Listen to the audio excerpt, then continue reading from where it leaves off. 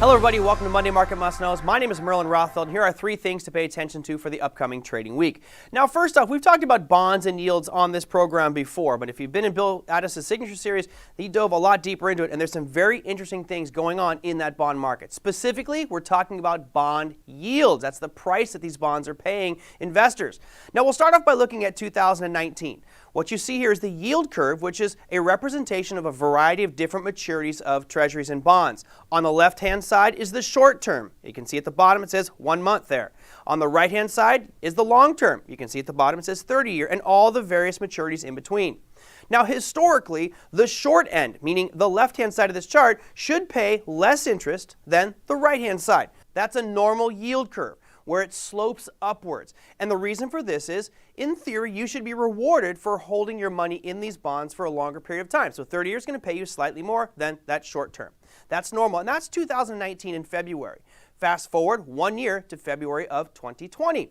Now all of a sudden that yield curve looks strikingly different. What's odd about this is that dip in the middle. It's telling you that you would have been paid less interest had you invested in a 3-year bond versus a 1 month. So where's the incentive in buying the 3, 2, 5, 7, and 10 years? It wasn't there. That's an anomaly, but overall, it was still slightly sloping up, almost flat, but still going up. Fast forward to the dramatic part of this, which is current as of Friday. Dun, dun, dun, dun. Look at that curve. Now, this is an anomaly. This is bizarre the way it spiked up like this, and there's a logic and a reason behind it, and I'll explain.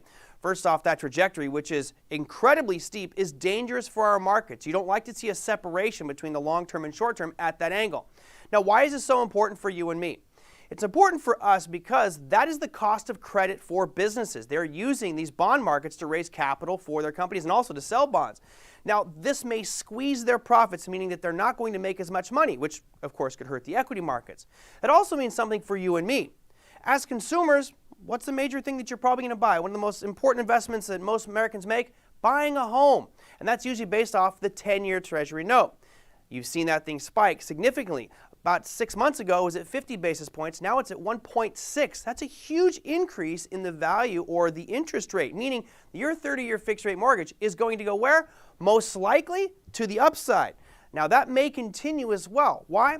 Well, think about what's been happening. COVID, obviously, we need to do stimulus packages and raise a bunch of money to pay all this. Now we have all this debt we've incurred. We need to now pay the interest on that. How do we do that? The Treasury sells bonds to sell that, gain the money, and then pay the interest. Now this is again important because there's been so much debt they have to issue a record amount, a historic amount of bonds. They've never before seen this many 10-year bonds put to market, or 30-year, and now even a new one, the 20-year. When we have an incredible influx of supply, Online Trading Academy graduates here, what happens? You have a ton of supply coming to the market and very little demand. Where's price going to go? It's going down in a big way. That means the price of bonds are dropping sharply. In order to compensate for that and entice people to buy all this flood of supply, what do? They have to raise the yields. And those yields have been not just going up, but going up at a stellar rate. My assumption is that's probably going to continue because I don't see debt dropping by $3, $4, $5 trillion anytime soon. If anything, it's going to keep on going up. So that could hurt our markets going forward. That will take a long time to play out, but this will be the talk track for the next coming weeks. All right, number 2 on this list is going to be OPEC and the JMMC, talking about crude oil. That's right. Last week we talked about the price of crude oil inventories and how that was expected to decrease due to what happened down in Texas.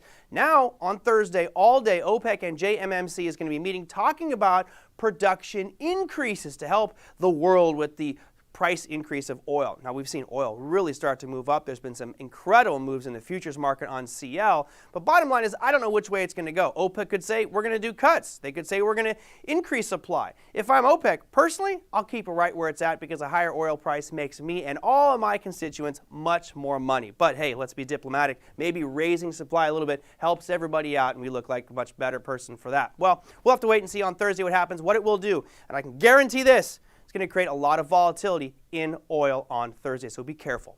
All right, finally, move on to the earnings calendar, which is a fairly busy week for retailers and not much else. 578 companies reporting. That's about half of what we saw last week.